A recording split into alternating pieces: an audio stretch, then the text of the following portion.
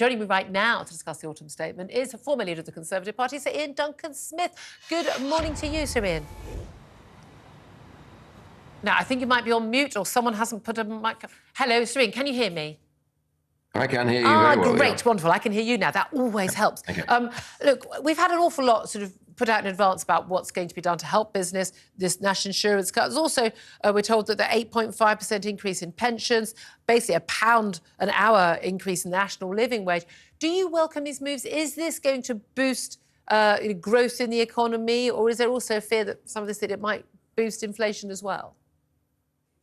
Well, anything that takes the burden off taxpayers at the moment is important. A, because it helps boost the economy, puts more money back into the economy, which means more jobs created, and as a result of that, better growth. But also bearing in mind that a lot of the, what you'd call the kind of stealth taxes, where you freeze the thresholds, have sucked a lot of more middle-class people like teachers and that sort of level, head teachers, into upper rate tax, which is a severe penalty. So anything that releases the burden on them is to be welcome. National insurance is a tax, one way or the other. It's not. It was meant to be for payment for pensions and things. It doesn't. It doesn't go into a pot that you can claim later on. It's spent. Well, there is a national insurance pot, but of course it never pays for the pensions because they're out the whole time, so they have to tax. So that's what the tax is for.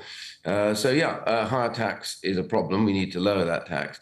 If you're looking at what helps growth and businesses, I'm a great advocate of getting the VAT level shifted to about £250,000. That should be the limit.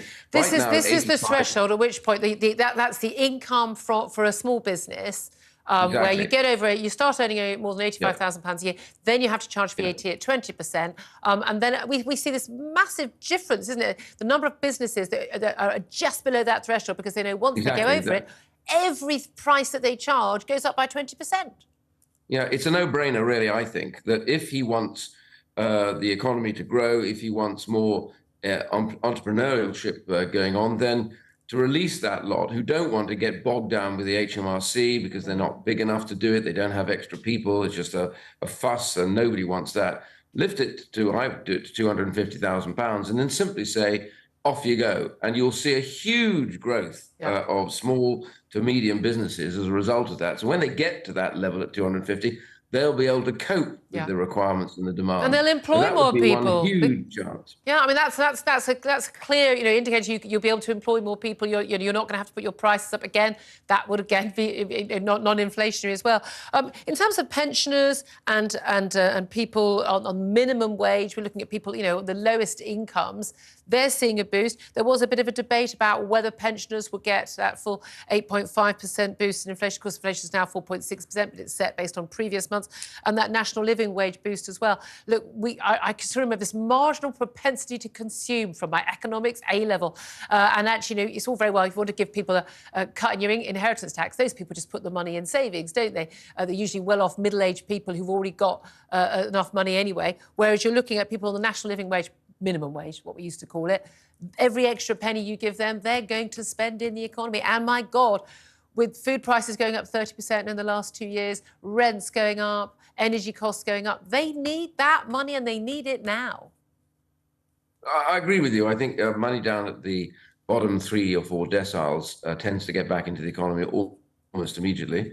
Obviously, reductions in burdens of tax for upper income doesn't always end up straight back in the economy. But that's not to say that it isn't also right. In one way, inheritance tax, the reason why it polls normally at about 80% who hate it, it's because it's seen as a tax on a tax. You've been taxed already many times, and then finally, when you want to pass something on to your kids or whatever, then you get taxed a final time. And so I think people see it as an unjust tax, and I think therefore there is an argument. By the way, it's not very inflationary because a lot of that money wouldn't end up necessarily back into the economy. But at a time when people on even average incomes are struggling, helping the very rich, the very, very rich don't pay it anyway. Everything's in a trust fund or taken abroad. So I have to say the fact that that was even being discussed, I thought was absurd. Can I bring you back to the idea, though, about, what kind of government this is? Because Jeremy Hunt, the statement that's come out from the Treasury today is the Conservatives will reject big government, high spending and high tax because we know that leads to less growth, not more. This is all about boosting economic growth at the heart of government's economic policy. A, when wasn't boosting growth at the heart of government policy? And B, isn't this exactly the sort of thing that Liz Truss said only a year ago, and she was castigated for it by the likes of, the MPs supporting Rishi Sunak and Jeremy Hunt? As they say, a good memory is unforgivable. The reality is that this may well turn out to be a kind of Liz Light budget, but at a postponed period. So, as I say, Downing Street has clearly got a memory limit on themselves at the moment. As I say, never a good thing in politics. And but all in all, the main bit is all the language. If you brush it aside, what is absolutely critical, I think the bank has reacted too late on inflation, left inflation to go high, is now overreacting to inflation. You've seen this. And I think the worry really is that we may be heading for deflation. So the real issue for us is growth. This economy desperately needs growth, like a starving man needs food. This definitely needs growth. And whatever he does today, and we can all pick away at the individual items, every one of them needs to be saying, this is about growth. Otherwise, it will be a wasted opportunity. You don't get many cracks in the last year of a government to set this out, and you can't wait till March. So growth is... The thing is, isn't this just the last throw of the dice by government? I mean, we've just seen a sort of, we're going to roll back on the net zero stuff. We're going to say some sensible stuff on transit. We're going to try that. Oh, we haven't gone up in the polls. Right, OK, well, now we're going to do the tax cuts that the other side of the party were calling for. This is literally just, what do we do? What do we do? Let's try this. I mean, the thing is, anybody benefiting from any of these tax cuts, whether you're a business owner or whether you're a low paid, well, you're going to get the national insurance benefit, you're going to go, well, that's great. But you know what? I'm still poorer than I was a few years ago. And guess who I blame? The people who've been in charge for the last 13 years. That's the reality, isn't it? It's not going to shift the polls. Well, it may be. I mean, politics is about convincing people, A, about where they are, why they're there, and where their life is likely to take them, where the government intervenes with it, and that is hugely economic. All the other points you made, by the way, are justifiable rows, and I hope we have those. You know, the whole net zero issue which has been imposed, if people want a better environment, but they don't want to have a punishment beating on the way into it. So they pay higher and higher taxes. And when he, by the way, lifted it from 20, 30, 35 on petrol and diesel cars, you saw a 5-point move in the polls.